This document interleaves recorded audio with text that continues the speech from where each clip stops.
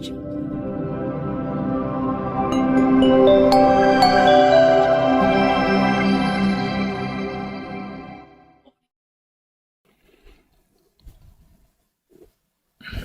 kita memulai Dhamma kelas ini dengan melakukan penghormatan kepada Guru Agung Buddha.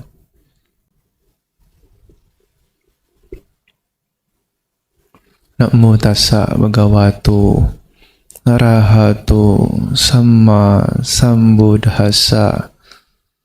Namo tassa bhagavato arahato samma sambuddhassa. Namo tassa bhagavato arahato samma sambuddhassa.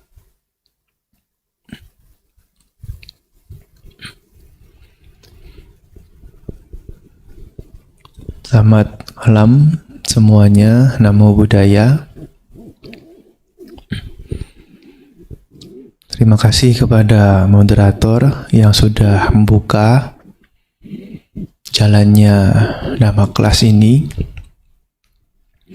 Dan terima kasih kepada ibu bapak saudara-saudari sekalian yang turut hadir pada hari ini di Dhammasala Wihara Jakarta Dhammacaka Jaya.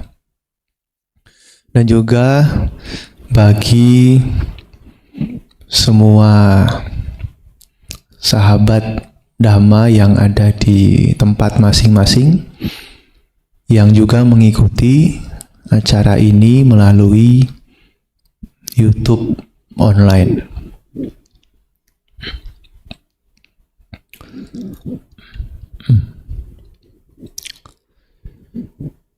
Saudara-saudara sekalian yang berbahagia,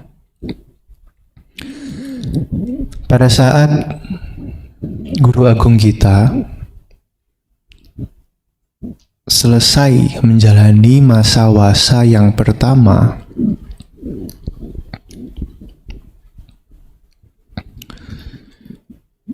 Buddha telah membuat 60 biku menjadi tercerahkan sempurna atau mencapai tingkatan arahata. Dan bukan hanya biku saja, tetapi juga ada upasaka upasika yang juga mencapai tingkatan kesucian Sotapati, yaitu ayah dan ibunya Yasa, juga mantan istri Yasa. Sedangkan Yasa sendiri bergabung ke komunitas Sangga menjadi biku dan mengajak teman-temannya.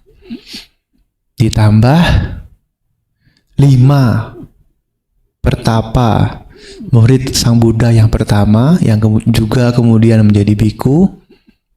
Jadi total ada 60 biku arahat, biku yang sudah mencapai kesucian arahata, menjadi arahanta.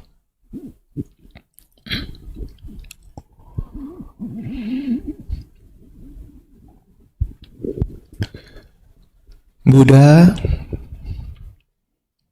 dengan cinta kasihnya yang luar biasa berniat untuk menyebarkan Dhamma ke segala penjuru.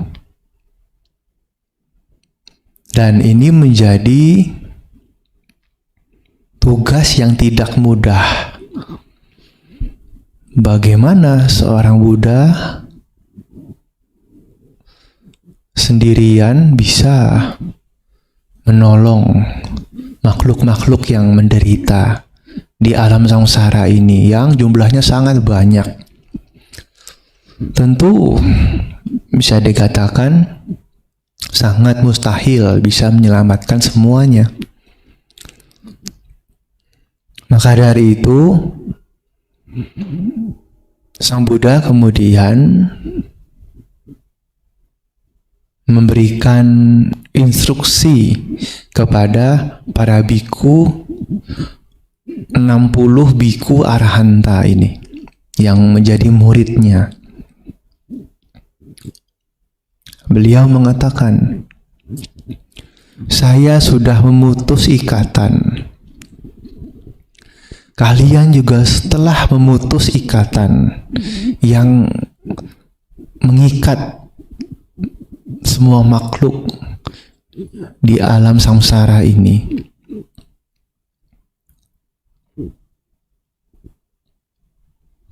Nah, kemudian ada satu quote yang sangat terkenal. Carata bikawe carikang bahu jana hitaya bahu jana sukaya loka nukampaya athaya hitaya sukaya dewa manusanang. Pergilah para biku demi kesejahteraan dan kebahagiaan banyak makhluk atas dasar welas asih kepada dunia, demi kebaikan, kesejahteraan, dan kebahagiaan para dewa dan manusia. Nah, ini adalah satu statement yang dikatakan oleh Sang Buddha untuk memberikan, bisa dibilang, perintah kepada 60 biku arahanta ini untuk pergi menyebarkan dhamma. Karena Sang Buddha tahu sendirian bisa menyelamatkan sebagian makhluk atau beberapa makhluk saja. Tapi kalau 60 ditambah, ya, Buddha 1 tambah 60 lagi yang juga levelnya bukan level biasa, level arahanta paling tinggi sudah. 1 tambah 60 jadi 61 menyebarkan dhamma. Tentu hasilnya akan jauh lebih banyak yang bisa mendengarkan dhamma, yang bisa mendapatkan dhamma, menembus dhamma bahkan. Makin banyak yang bertugas menjadi dhamma duta, utusan dhamma, tentu makin baik. Makin banyak kesempatan makhluk bisa terbebas dari penderitaan. Makanya Sang Buddha kemudian melanjutkan, jangan pergi berduaan di satu tempat yang sama. Jadi maksudnya, kalau satu biku pergi ke daerah, misalnya satu kota ya, kota A, ya biku yang lain jangan pergi ke kota A. Kalau bisa pergi ke kota yang lain, kota B. Karena kalau 2 orang satu tempat lain nanti tidak ada kebagian. Padahal di India itu kan banyak kota-kotanya. Dan bahkan nanti bukan hanya di India, mungkin kan juga menyebar kan ke daerah yang lain, bukan hanya India. Zaman dulu mungkin yang ke daerah Timur Tengah itu kan ya. Kalau sekarang Timur Tengah juga menyebar, ada kan agama Buddha yang tersebar ke sana. Sampai ke selatan juga ada. Jadi ini 60 biku arahanta ini diberikan tugas menjadi misionari yang pertama. Makanya kalau ada orang-orang yang mengatakan agama Buddha tidak usahlah mencari pengikut, tidak usah seperti agama lain, mengajak-ngajak orang, ayo ikut agama Buddha, jadi Buddhis. Nah, ini buktinya Sang Buddha saja mengutus para biku untuk menjadi misionaris, menyebarkan dhamma. Makin banyak makin bagus. Tentu tujuannya bukan yang lain ya. Tujuannya bukan kesenangan-kesenangan duniawi, tapi tujuannya mulia sekali, yaitu agar banyak makhluk bisa dapat kesempatan melihat dhamma, bisa terbebas dari dukkha. Tujuannya ke situ.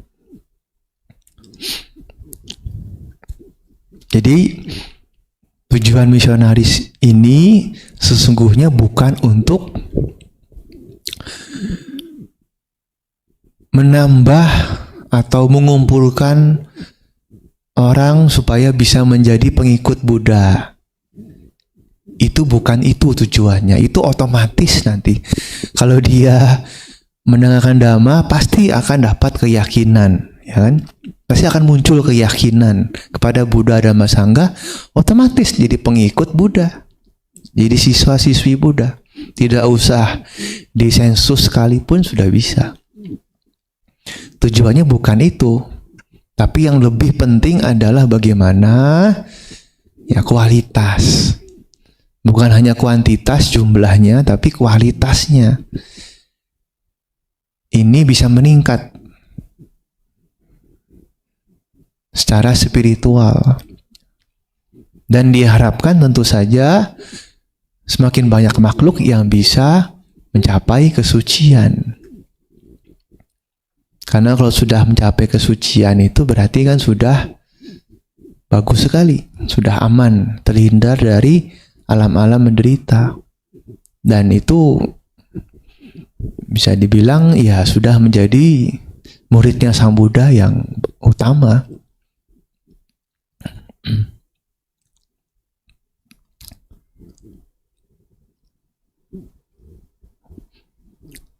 Pergilah ke tempat yang berbeda-beda. Jangan ada dua biku di satu tempat. Nyebar ke segala penjuru, ke semua arah. Tugasnya hanya satu, yaitu menolong makhluk-makhluk yang menderita. Membuat mereka bisa memahami dhamma dan mengetahui manfaat kehidupan suci yang sempurna. Karena ada makhluk-makhluk yang sedikit debu di matanya. Dan kalau tidak melihat dhamma, maka mereka akan tersesat. Tidak tahu kebenaran sejati. Tidak tahu jalan untuk mencapai kebahagiaan. Padahal hanya sedikit debu. Kalau melihat dhamma, wah sudah langsung bisa tembus.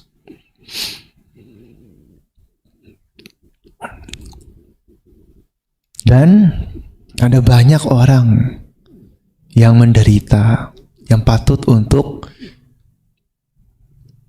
diberikan kesempatan agar mereka bisa terbebas dari penderitaannya. Inilah tugas mulia dari Sang Buddha. Dan mulai saat itu para biku kemudian pergi ke berbagai tempat yang berusaha untuk mengajarkan dhamma kepada yang ditemuinya. Kalau satu biku misalnya bisa dalam kehidupannya itu bisa mengajar dhamma 100 orang, 1000 orang, nah kali aja 60. Banyak kan jadinya. 1000 orang. Satu biku 1000 orang. Kali 60 ribu. Nah lumayan.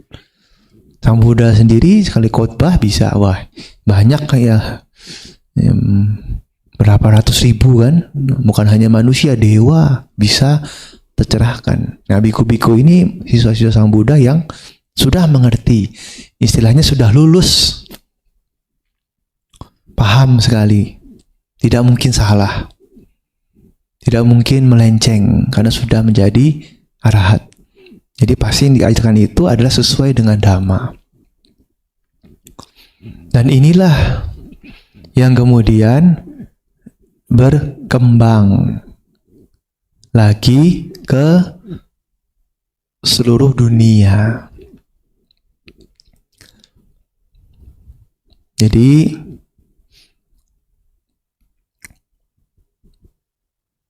sungguhnya dhamma itu tidak terbatas oleh tempat dan waktu. Maka siapapun orangnya, makhluknya, punya kesempatan yang sama untuk bisa belajar dan melaksanakan dhamma. Nah inilah yang menjadi referensi bagaimana kita semua sebagai umat Buddha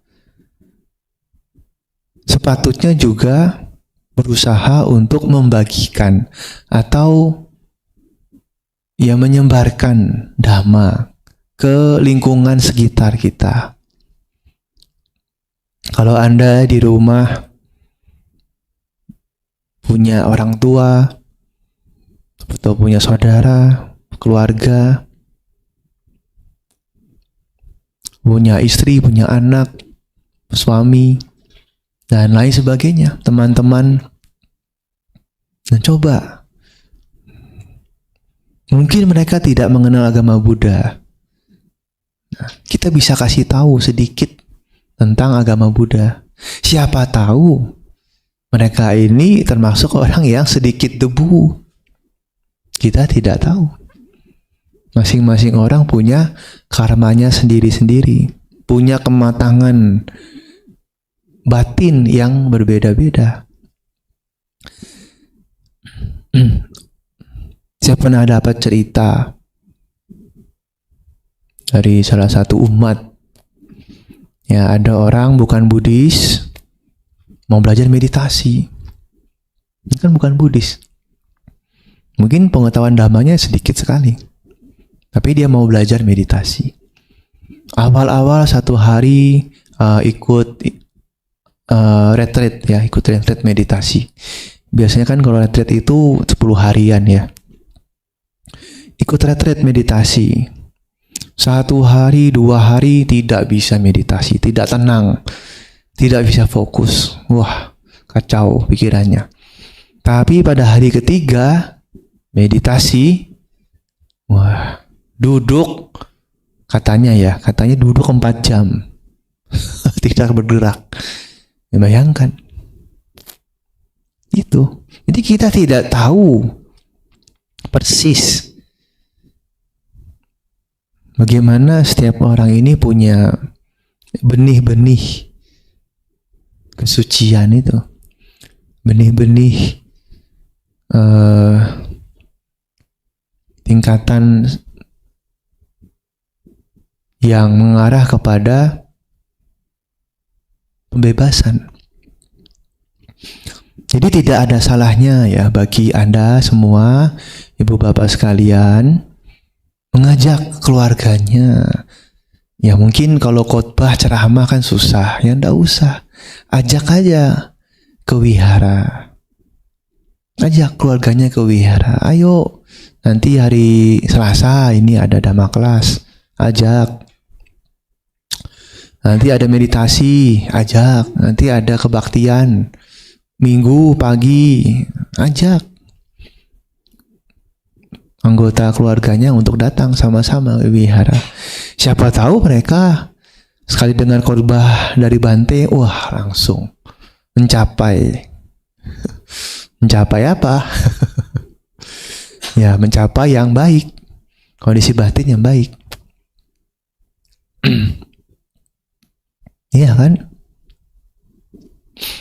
Itu juga termasuk tugas dari Dhammaduta, misionari Buddhis.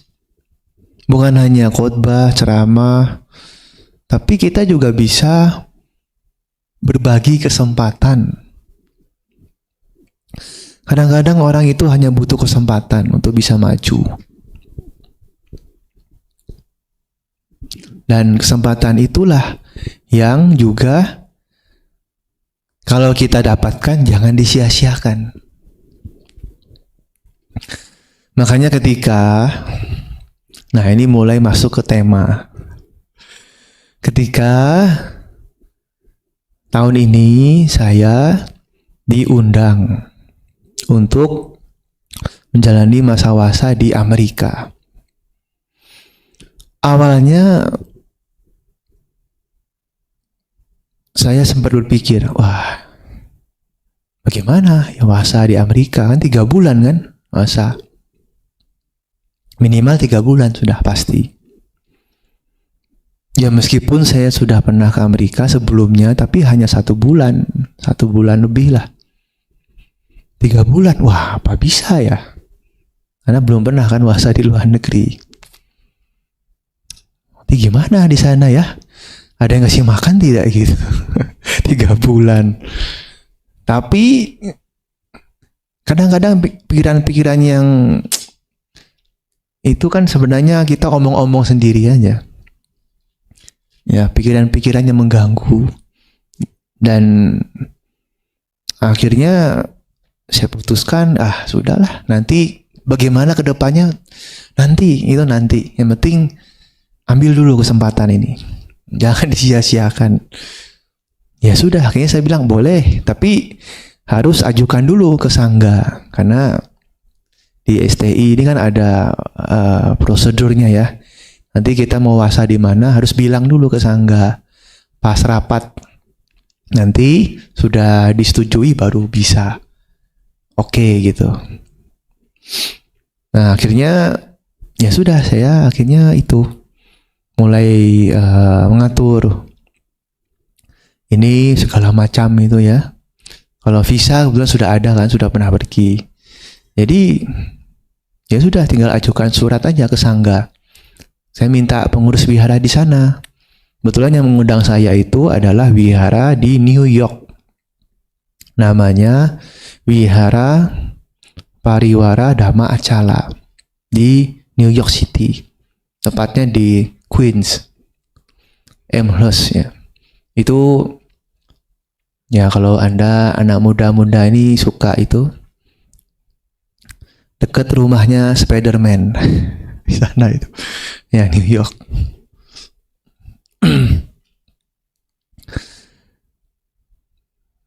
Wiharanya ya tidak begitu besar. Dulunya itu rumah biasa.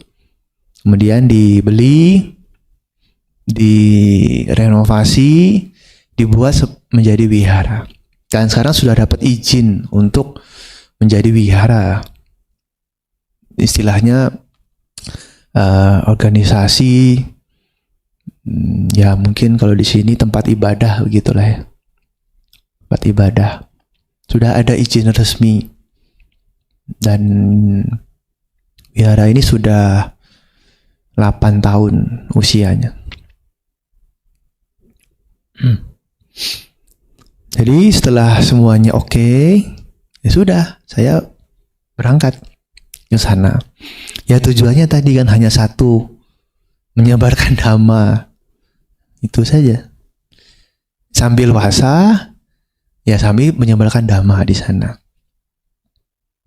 Karena kalau di Amerika itu belum ada biku Indonesia yang tinggal di sana. Belum ada. Ada Bante yang datang. Tapi hanya datang saja. 1 minggu, 2 minggu, atau paling lama ya 1 bulan. Udah balik lagi ke Indonesia. Hanya begitu biasanya pas Waisak. Tapi belum ada Bante Indonesia yang memang betul-betul tinggal di sana. Yang dari sini ya, yang dari sini pergi ke sana itu Biasanya hanya visit saja sebentar, belum tinggal permanen.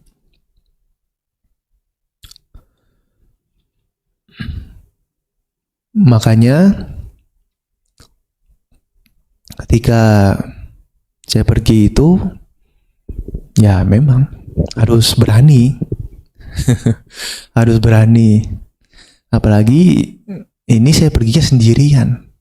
Kalau biasanya bante-bante atau saya dulu sebelumnya itu ada dayaka yang ikut satu orang, temani gitu kan, di pesawat sampai di sana juga ditemani. Ini saya sendirian pergi karena tidak ada dayaka yang mau ikut. Siapa yang mau 3 bulan di sana? Kasihan juga, mau ajak siapa? Orang kan pada sibuk semua ya. Kalau 1 bulan mungkin masih bisa cari orang, ini 3 bulan susah juga. Ada yang mau, tapi tidak ada visa, ya nggak bisa juga. Ada visa. Ada yang punya visa tapi nggak mau, ya sama. Jadi akhirnya setelah saya bilang ke pengurusnya, oh ini rasanya tidak ada dayaka yang ikut, tidak mudah mencari orang bisa ikut. Bagaimana? Ya sudah, sendirian saja Bante. Berani tidak? Berani saja, saya bilang. Pergi saya sendirian. Ya, di lumayan jauh itu pesawat ya. Total hampir 24 jam itu pesawat. Ya. Jadi dari sini Jakarta ke New York itu seperti bumi ujung ke ujungnya itu loh. Kan misalnya bumi ya. Ujung ke ujung gitu. Jadi jauh, paling jauh sudah gitu lah. Melewat sini sama, kurang lebih sama. Ya, kalau Los Angeles itu lebih dekat kalau lewat Asia. Tapi kalau New York ini tanggung ya. Lewat Asia, lewat Eropa itu hampir sama. Ininya jarak tempuhnya, waktunya lama sekali ya. Hampir 20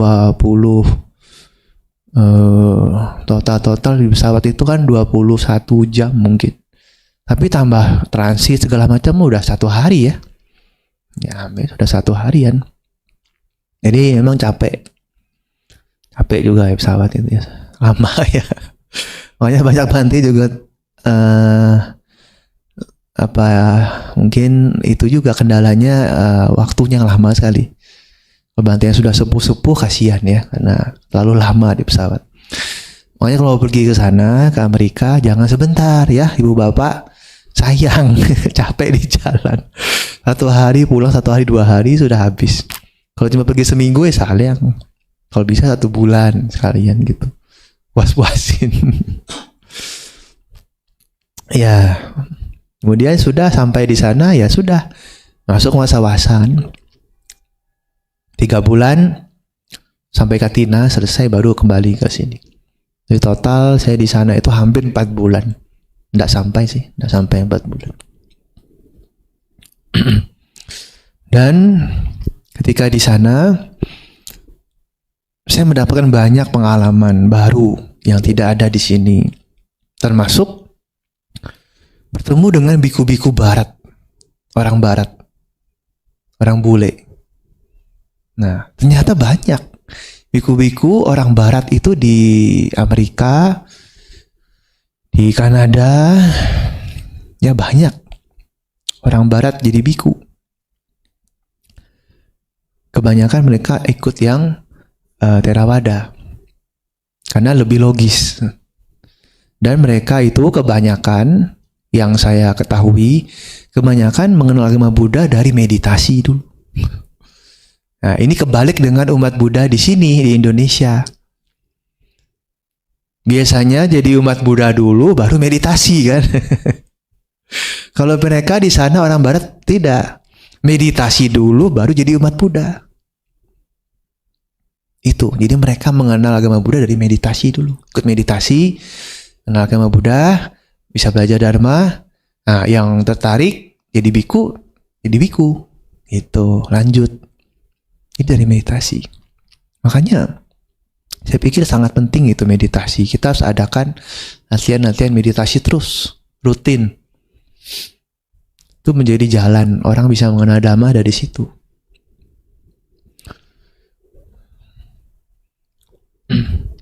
Jadi saya ada bertemu ya, karena di wihara yang saya tinggal itu di New York, kalau dulu-dulu, maksudnya sebelum saya wasa di sana itu, mereka suka mengundang biku lain untuk tinggal di wiharanya. Kebanyakan biku barat tinggal di sana. Supaya apa? Supaya wiharanya aktif kalau ada biku. Kalau kosong, tidak ada bikunya, ya umat hanya datang. Kemudian paling kebaktian sudah selesai pulang gitu kan. Ceramah, putar YouTube. Jadi tidak hidup wiharanya. Kalau ada biku, apalagi biku barat, kan mereka kebanyakan sudah bisa bahasa Inggris. Bisa tanya jawab, bisa diskusi, bisa ceramah, bisa mengerti. Jadi lebih banyak manfaat kalau ada biku. Umat juga senang, bisa berdana makanan, ya kan, bisa menyokong biku. Nah, bikunya juga nanti senang di sana, dilayani dengan baik, bisa memberikan dhamma, memberikan manfaat kepada semuanya. Jadi saling menguntungkan, saling membahagiakan. Nah, itu, jadi waktu saya datang kebetulan Bante yang orang barat ini wasa di tempat lain, tidak di situ. Jadi saya wasa sendirian. Sendirian di wihara itu ya. Tidak, kalau tidak ada umat ya sendirian. Bersih-bersih wihara sendiri. Iya. Nah, paling ya apa ya? Bersih aja gitu. Kemudian ya lihat-lihat. Ya nanti itu. Oh ya, kalau malam saya adakan chanting bersama. Selama masa wasa, malam chanting bersama. Tapi hanya weekdays, Senin sampai Jumat. Kalau weekend, Sabtu Minggu tidak ada. Kan sibuk ya. Kalau Minggu kan ada puja bakti. Sabtu juga mereka banyak yang datang. Ya mau siap-siap apa ya, beres-beres gitu. Jadi weekdays ya hari biasa. Chanting malam tuh hari biasa. Kalau Sabtu kadang ada ODM, saya juga adakan ODM gitu, meditasi seharian. Minggu ya kebaktian. Baktian. Jadi begitu jadwalnya. Makanya waktu saya di sana, saya usahakan wihara itu selalu bisa aktif. Karena buat apa? Ya undang biku jauh-jauh kalau tidak aktif kan. Saya bikin aktif gitu. Wiharanya jadi harus aktif. Kalau bisa umat datang ke wihara terus setiap hari. Ikut nyeting malam. Nah, nyeting malam sama-sama chanting. Habis chanting, meditasi sebentar, tanya jawab. Seperti di sinilah. Ya, kurang lebih. Banyak saya ambil ide itu dari Dhammacakka. Ide-ide yang kegiatan-kegiatan saya ambil dari Dhammacakka. Banyak. Karena saya tinggal di sini. Jadi apa yang baik di sini saya ambil, bawa ke sana. Saya minta mereka juga ini buat kegiatan. Makin banyak kegiatan makin bagus. Umat akan datang dengan sendirinya. Mungkin ada yang mau tanya, umat di sana banyak tidak Bante? Umat di sana kebanyakan adalah orang Indonesia yang sudah lama tinggal di sana. Dan kebanyakan lagi pindah ke sana saat kerusuhan. Ya, jelas ya. Banyak begitu, tapi tidak semua, tapi kebanyakan begitu. Pindah ke sana, tinggal sudah 20 tahun, 15 tahun. Kemudian menikah di sana, atau ada yang menikah di sini baru pergi ke sana. Jadi punya anak di sana. Anaknya sekolah di sana. Jadi anak-anaknya itu sudah ada yang sudah sekolah gitu ya. Ada yang masih SD, ada yang SMP, ada yang sudah mau kuliah. Kebanyakan mereka karena lahir di sana, tinggal di sana ya bahasa Inggris. Bahasa Indonesia ya kurang bisa. Sama seperti kita lah ya. Kalau bahasa Inggris kan juga itu. Anak-anak sini kan kalau nggak ini sekolahnya kan kurang bisa juga. Sama seperti di sana. Tapi kalau orang tuanya ajarkan bahasa Indonesia, mereka sedikit-sedikit mengerti. Tapi kalau orang tua yang tidak ajarkan bahasa Indonesia, ya udah nggak ngerti apa-apa bahasa Indonesia. Harus pakai bahasa Inggris sama mereka anak-anak itu. Nah, umatnya itu ya kalau puja bakti hari Minggu ya, biasanya kalau puja bakti biasa ya, puja biasa itu ada ya 30 lah kira-kira gitu. Jauh lah dibandingkan dengan nama Caka ya, jauh 30. Kalau hari ada misalnya acara khusus, Asada, Patidana, yang terakhir ini Katina ya, Katina itu ada 70, lumayan lah, banyak, 70 orang. Kalau Waisak lebih banyak lagi, biasa ada 100 orang. Tapi bukan dari New York saja ya, kadang-kadang dari luar kota datang. Misalnya Philadelphia, dari Boston gitu, dari New Jersey datang. Kalau hari besar lebih banyak. Tapi sudah bagus lah ada umat aktif di wiharanya, dan mereka itu senang pergi ke wihara. Kenapa? Karena bukan hanya bisa puja bakti, tapi juga bisa kumpul-kumpul gitu. Sama seperti di sini kan. Nah, habis kebaktian kumpul-kumpul, nongki-nongki gitu kan. Nah, ya tenang aja gitu sampai malam. Jadi kebaktian itu di sana itu siang. Kenapa? Karena banyak orang kerja sampai malam. Makanya kalau Anda lihat kondisi di sana, mungkin kelihatannya wah mereka gitu ya bagus. Enggak juga. Berat hidup di sana itu. Rata-rata suami istri harus kerja 2 orang. Kalau 1 aja susah. Rata-rata dua-duanya harus kerja, suami istri. Karena berat, biaya hidupnya tinggi. Dan tekanan hidupnya juga tinggi, khususnya di kota New York ini. Seperti Jakarta lah, kota metropolitan, macet di mana-mana sama. Dan orangnya lebih, mungkin karena banyak pendatang juga, jadi ya itu ya gitu. Seperti Jakarta lah kurang lebih.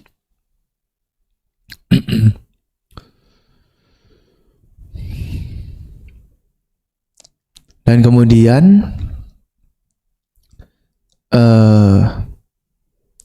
supaya bisa lebih aktif, makanya saya juga mengadakan banyak kegiatan di sana.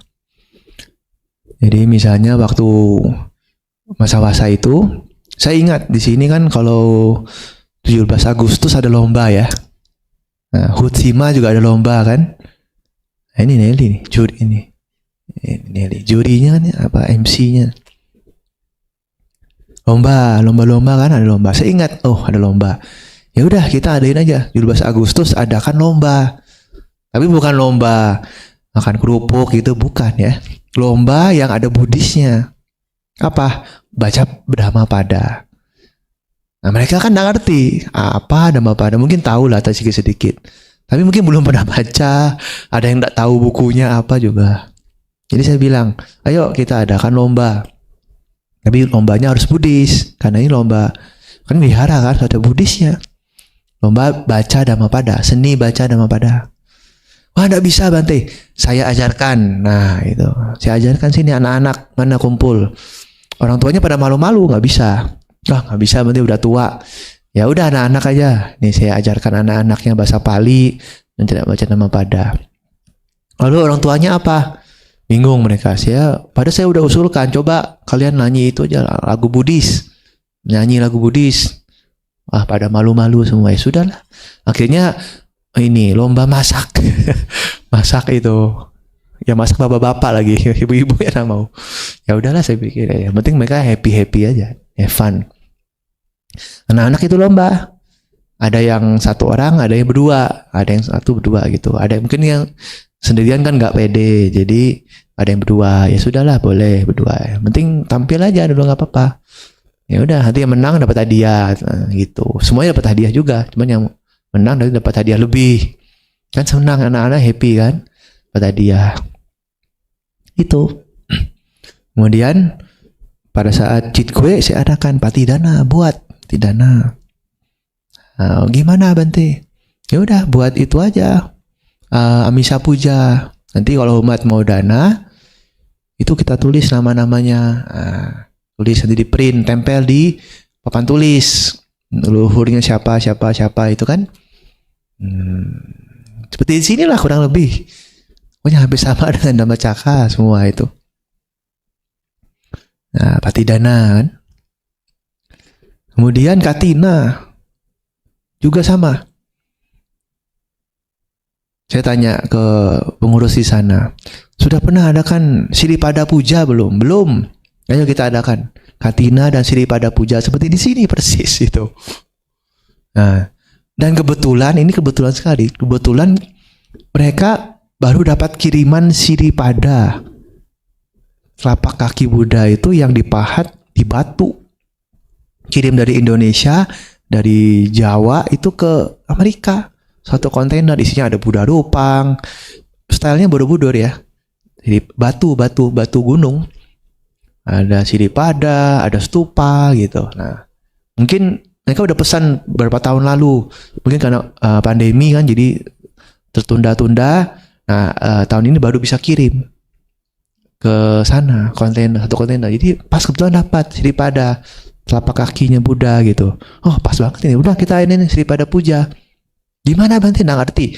Ya gitu bikin kolam bilang. Cari kolam renang yang bulat itu kan. Beli kolam renang bulat itu isi air. Terus tengah-tengahnya kasih tiang pasang Siripada. Bisa juga. Gitu. Dan kemudian bikin itu enggak sih sebenarnya cari aja cari di Amazon ada kan itu apa bunga-bungaan yang lotus itu teratai yang dari plastik kan ada kan, nggak usah bikin lah saya bilang, mungkin udah nggak sempat waktunya, ya udah cari aja di online itu bunga-bunga teratai yang plastik itu kan bisa dipakai ulang kan, terus dipakai, cari wah bagus itu warna-warni jadinya kan. Kolamnya udah bikin kolam gitu, udah mereka bisa Katina Siripada Puja. Senang. Belum pernah Bante sebelumnya. Iya memang. Baru pertama kali di Amerika itu. Wihara Indonesia ngadakan Siripada Puja. Nggak ada sebelumnya, nggak ngerti mereka. Kan cuma di sini kan Siripada Puja. Tempat lain mungkin belum tentu ada juga. Itu kan sebenarnya tradisi Thailand ya. Siripada Puja itu. Yang Loi Kratong itu. Ya, jadi begitulah.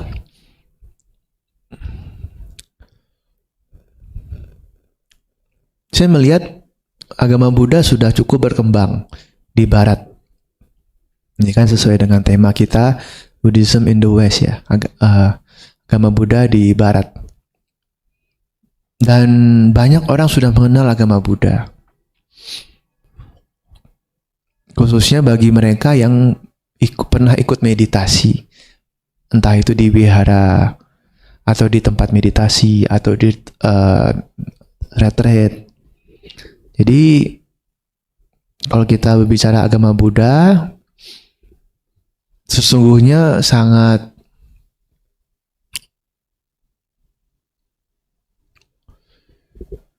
dipuji gitu ya oleh orang-orang di sana. Mereka menganggap agama Buddha itu cocok gitu. Lebih logis, lebih masuk akal. Dan juga bisa langsung mendapatkan manfaat dari latihannya. Ya meskipun butuh waktu, karena namanya negara barat itu kan tradisi pasti beda ya. Budaya pasti beda dengan kita. Kalau di sana orangnya itu lebih individualistik. Jadi lebih masing-masing, lu gue gitu. Kalau di sini kan kita lebih lebih ada kebersamaan. Misalnya kalau acara, ayo sama-sama. Kalau di sana itu enggak. Ya cuek aja. Tetangga dengan tetangga belum tentu kenal, masing-masing, nggak peduli lah, yang penting urusan saya, urusan kamu ya urusan kamu. Lebih begitu ya mereka ya. Karena mungkin budayanya seperti itu. Makanya saya bilang ke umat-umat di sana, ingat, kalian ini kan namanya Indonesian Buddhist Family, keluarga Buddhis Indonesia.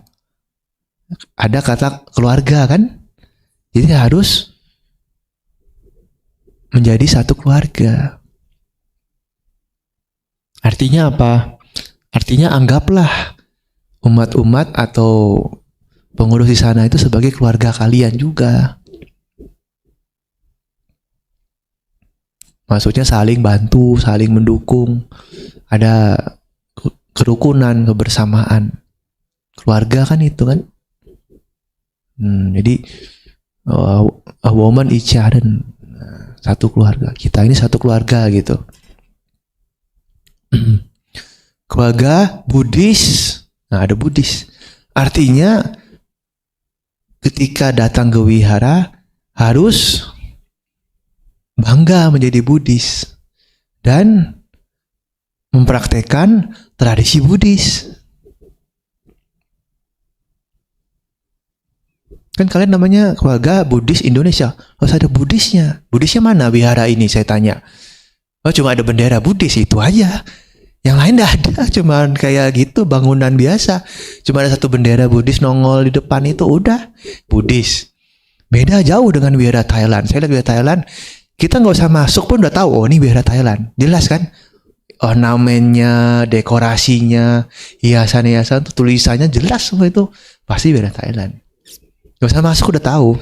Nah, kalau wihara Indonesia, ini wihara apa gitu, nggak jelas.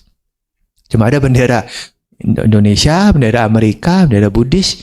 Memang ada bendera Indonesia, tapi kan masih kurang. Aduh, ditambah lagi, saya bilang. Tradisi Buddhis harus ditambah. Misalnya kalau datang ke wihara, acara besar pakai baju batik. Nah, itu kan ya kan? Atau misalnya buat itu stupa di depan. Kasih stupa yang kecil misalnya di depan, taruh di depan. Nah, ini ada Buddhisnya nih. Stupa. Karena itu tempatnya terbatas ya. Tidak luas. Kemudian masuk ke wihara, saya bilang harus salam Buddhis. Masuk ke wihara, apa salam Buddhis? Anjali kan? Lalu bilang apa? Namo Buddhaya. Itu tradisi Buddhis. Jangan masuk ke wihara, halo, cipika-cipiki. Alah, ini tradisi orang barat, saya bilang. Bukan, jangan begitu di wihara. Kalau mau cipika-cipiki di luar aja, jangan di wihara. Di wihara harus salam Buddhis. Jangan peluk-pelukan, tapi anjali gitu. Mengerti mereka. Nanti kalau masuk ke wihara, ketemu orang anjali, nama budaya. Nah, selamat datang gitu kan, silakan masuk, welcome. Nanti di depan altar Buddha, namaskara. Harus hormat ke Buddha. Masuk wihara, namaskara dulu 3 kali. Nanti kalau ada bantainya baru boleh namaskara juga ke bantainya. Nah gitu. Itu tradisi Buddhis kita, harus dipertahankan. Kemudian ada kata Indonesia juga, ya tadi, pakai baju batik. Keluarga Buddhis Indonesia kan, ada Indonesia. Di sini apa tradisi Indonesianya? Ya apa ya, baju batik lah ya gitu. Baju batik paling, bendera Indonesia gitu aja. Ya paling kalau ada acara itu, ini nanti bisa itu lagu-lagu Buddhis Indonesia, saya bilang. Jangan hanya Inggris saja, Indonesia juga kalau bisa ya, lagu Buddhis Indonesia. Makanya waktu Katina itu putar kan lagu Katina yang Indonesia yang kita biasa di sini itu. Putar, saya bilang putar. Saya di YouTube, putar aja ulang-ulang sambil sanggadana gitu. Jadi ada bahasa Indonesianya juga. Nah itulah, jadi bagaimana kita itu menyebarkan dhamma melalui kegiatan-kegiatan yang positif, yang berhubungan dengan puja dan bakti. Karena kalau saya perhatikan anak-anak di sana memang ya mungkin karena pengaruh pergaulan, lingkungan, jadi lebih bebas ya anak-anak di sana gitu. Kalau kita kan lebih budaya timur, itu kan lebih tahu lah ya, maksudnya lebih sopan, ada etikanya, tahu tata krama. Oh di sana enggak. Kadang-kadang anak panggil orang tua itu udah kayak you gitu. Padahal saya kan panggil mama, papa gitu kan, atau mami apa daddy gitu. Ini nggak panggil you, ayu. Itu kan kurang bagus sebenarnya. Karena pergaulannya begitu, udah biasa mereka. Teman-temannya mungkin begitu juga. Kemudian juga kalau ketemu Bante ya. Ya masa begini Bante? Ya, Bante bye-bye. Aduh. Mana ini ya? Memang tidak mudah ya, budaya itu memang tidak mudah. Tapi ya dengan ada kegiatan itu jadi mereka sedikit-sedikit mengerti tentang tradisi Buddhis, tentang Dhamma. Dan kalau ada kesempatan saya juga adakan seperti ini, Dhamma kelas gitu ya. Biasanya itu hari Minggu pas kebaktian itu saya adakan, udah minggu ini kita Dhamma kelas saja. Topiknya mau apa? Ya, misalnya 31 alam kehidupan, tentang hukum karma, begitu-begitu ya, gampang-gampang. Banyak pertanyaan kan, wah begini, jadi lebih interaktif. Tanya jawab. Dan juga di sana saya pernah ikut Pindapata, ikut beberapa biku dari Thai. Pindapatanya bukan di wihara, di pusat kota itu. Namanya Union Square. Mungkin kalau di sini ya taman gitu ya, taman seperti taman gitu, banyak orang kan. Hari Sabtu itu kita Pindapata liling taman itu. Tapi yang kebanyakan kasih itu orang-orang Asia juga memang. Jarang orang Barat, tidak mengerti. Orang Thai yang kasih, orang Indonesia juga ada yang kasih gitu ya. Orang Asia lah kebanyakan. Ya, karena itu pernah ikut sekali saya. Saya bilang, saya pengen tahu lah gimana Pindapata di situ. Boleh saya ikut.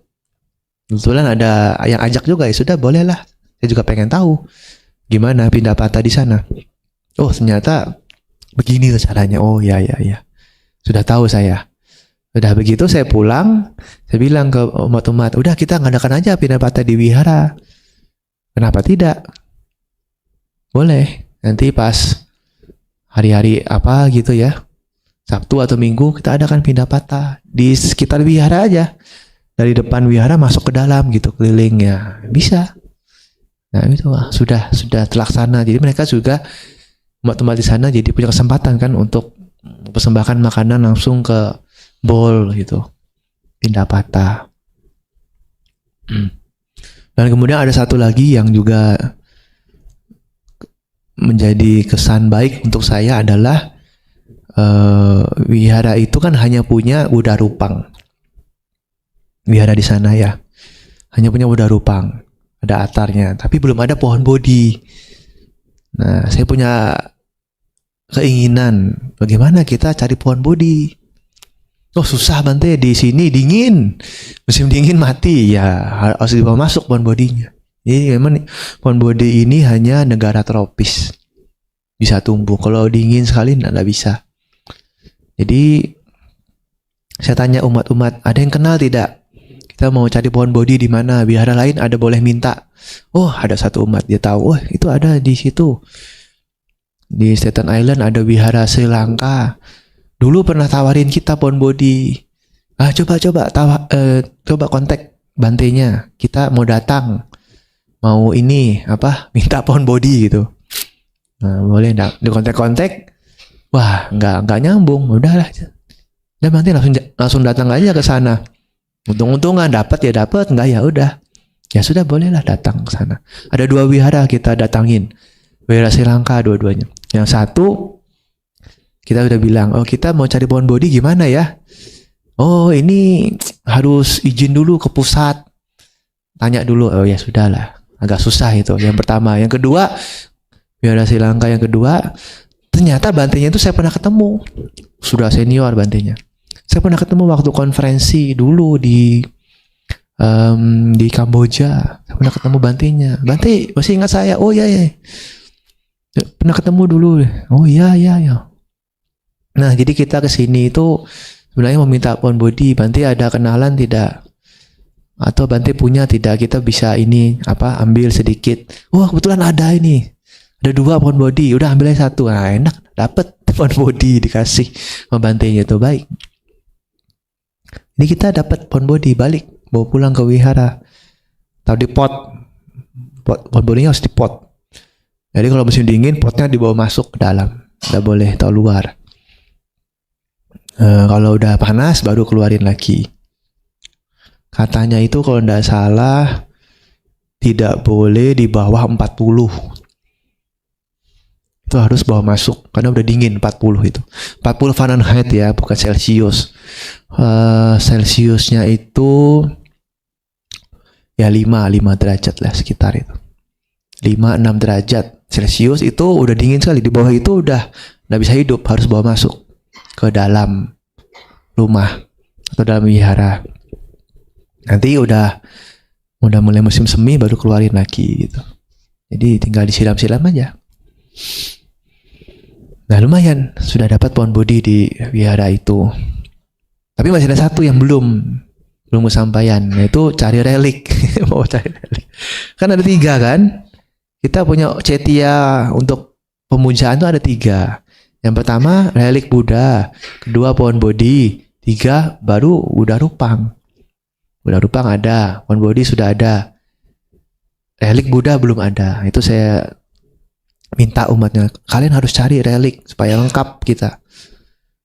Cari ternyata di Ohio. Nah, ceritanya ini dulu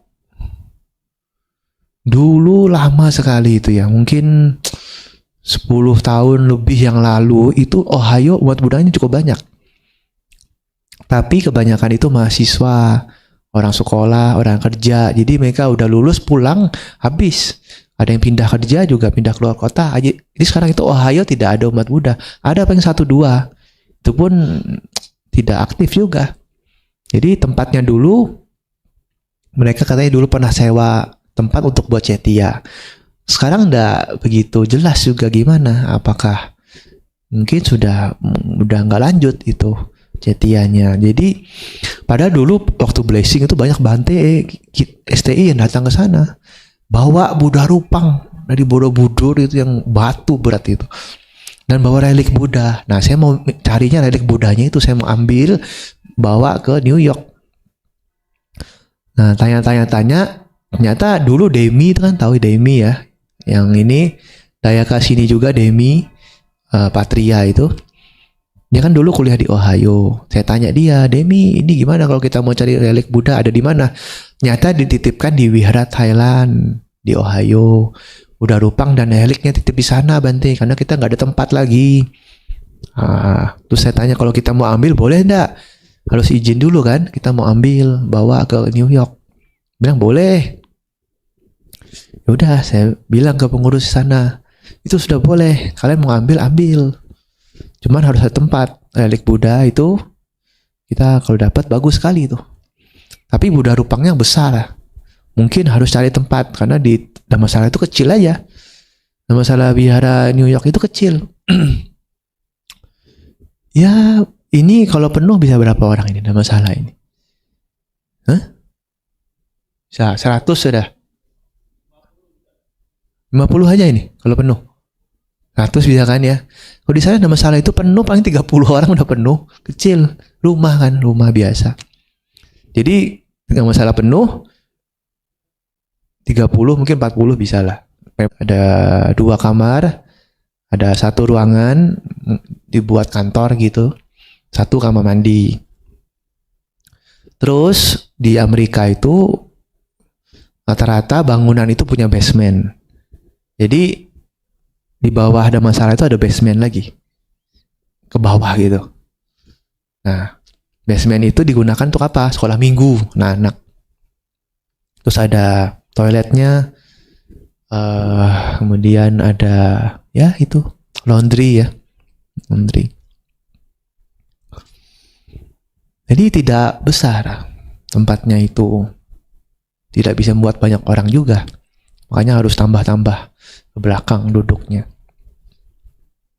Nah itu jadi mau cari kalau dapat Buddha Rupang baru, bingung juga mau taruh di mana. Mungkin taruh di belakang, apa taruh di depan, belum tahu.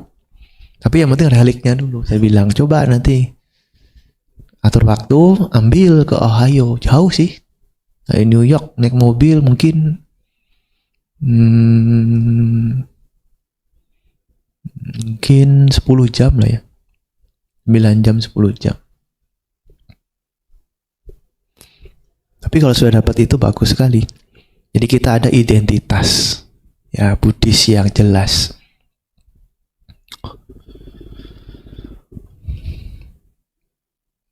Di Amerika baru ada 2 wihara Indonesia. Satu di New York yang saya wasa ini, satu lagi di Los Angeles. Sebenarnya umat Buddha di Los Angeles jauh lebih banyak.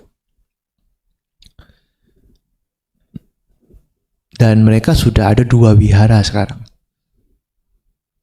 Namun kendalanya wihara lama itu tidak dapat izin karena di area residensial perumahan gitu.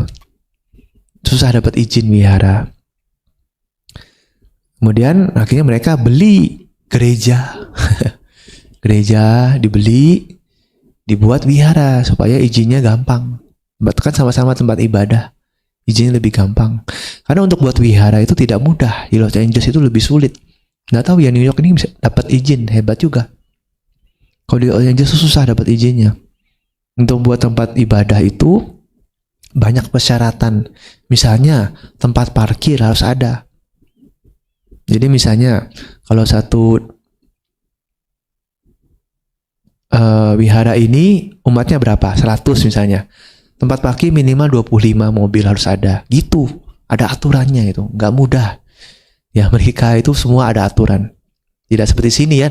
Parkir di jalanan, pinggir-pinggir. Nggak boleh di sana. Orang bisa tuntut.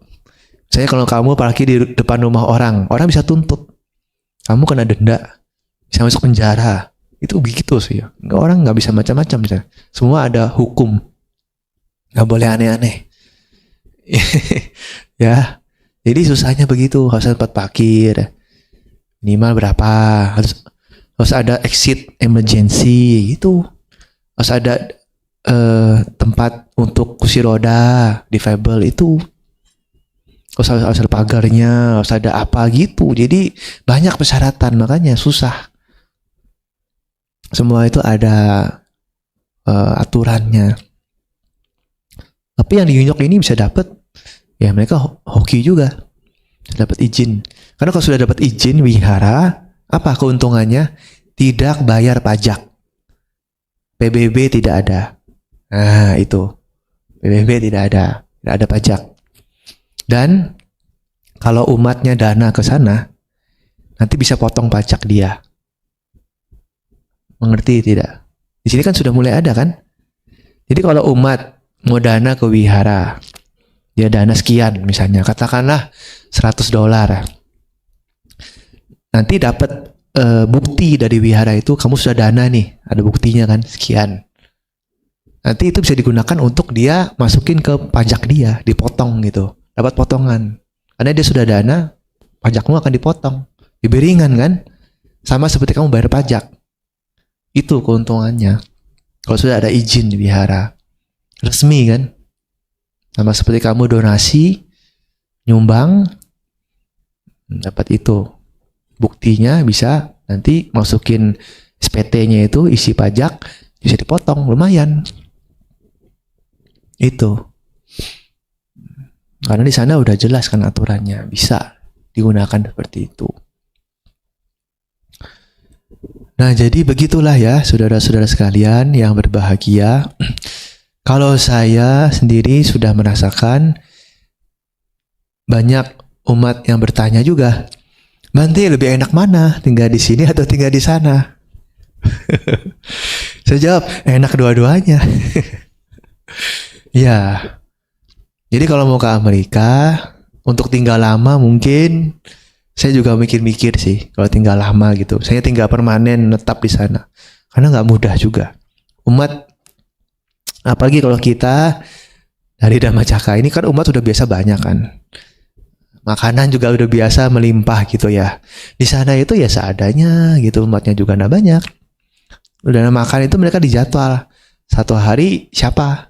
Misalnya hari Senin. Pagi siapa, siang siapa gitu. Supaya nggak tabrakan. Jadi selalu ada yang dana. Karena umat sana tidak banyak. Yang aktif juga nggak ada banyak. Kalau LA mungkin lebih banyak umatnya. Tapi ya begitu sama dijadwal. Nah kalau di LA itu kelemahannya mereka umatnya jauh-jauh tinggalnya. Mungkin seperti di sini lah. Ada yang tinggal di misalnya Kelapa Gading, ada yang tinggal di Pluit, di Pik gitu. Ya, ada yang di Kapuk, di Glodok gitu. Jauh-jauh tinggalnya. Jadi kalau wihara tuh agak susah kumpulnya. Nah, di New York ini kelebihannya mereka tinggalnya di sekitar wihara, dekat-dekat. Jalan kaki 10 menit sampai 15 menit sampai. Ada yang malah tinggal di belakang satu blok aja di wihara tuh ada yang gitu. Cuma satu blok dari jalan kaki 1 menit sampai. Saking dekatnya. Itu kelebihan mereka itu di situ. Jadi umatnya lebih gampang ke wihara. Kalau di LA agak susah, karena jauh-jauh. Saking luasnya itu. California itu luas sekali. Nah, jadi itulah pengalaman ya sedikit sharing dari saya bagaimana bisa menyebarkan Dhamma sampai ke negara barat. Ternyata banyak juga umat Buddha Indonesia yang tinggal di sana. Dan bahkan saya juga sempat mengunjungi Kanada. Kan dekat kan, dari Amerika ke Kanada tuh dekat. Ternyata umat Buddha Indonesia juga ada di sana. Ada komunitasnya. Tapi tidak begitu aktif karena belum ada wihara. Makanya ketika saya datang ke sana, saya selalu kasih motivasi buat mereka. Ayo, kalian ini kan sudah ada yang ya bisa dikatakan lebih mapan lah dibanding yang lainnya. Jadi itu kalau bisa nanti cari tempat buat wihara. Cuman kelemahannya di sana itu karena tinggal jauh-jauh juga dan mereka belum ada wadah tempat. Jadi ada yang kebaktian di wihara lain, ada yang di wihara A, di wihara yang lain gitu. Pisah-pisah jadinya. Tapi waktu ada Bante dari Indonesia datang, mereka bisa kumpul. Ya bagus juga. Dan ada kan meditasi juga, retreat gitu ya, sebentar 2 hari weekend. Bagus juga. Kesempatan buat saya juga bisa berbuat baik, membagikan Dhamma, dan mereka juga ada kesempatan bisa bertemu dengan biku dari Indonesia, melakukan kebajikan dan lebih mendalami Dhamma. Dan mudah-mudahan bisa melanjutkan ya, bisa mempraktekkan Dhamma itu dalam kehidupannya. Nah, saya kira sekian apa yang bisa saya sampaikan pada kesempatan ini. Jadi kesimpulannya adalah ya kita sebagai Dhamma Duta, utusan dari Dhamma, sungguhnya punya kesempatan untuk bisa menyebarkan Dhamma itu ke kemana-mana.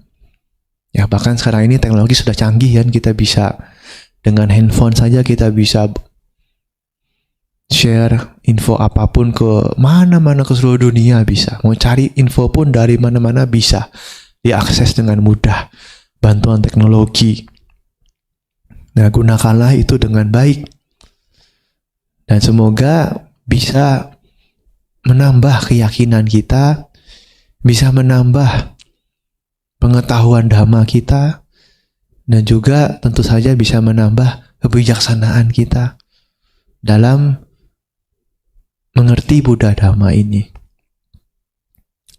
Ya, semoga Anda semua berbahagia, selalu maju di dalam dhamma. Sabbe sata bhavantu sukhitata. Semoga semua makhluk hidup berbahagia.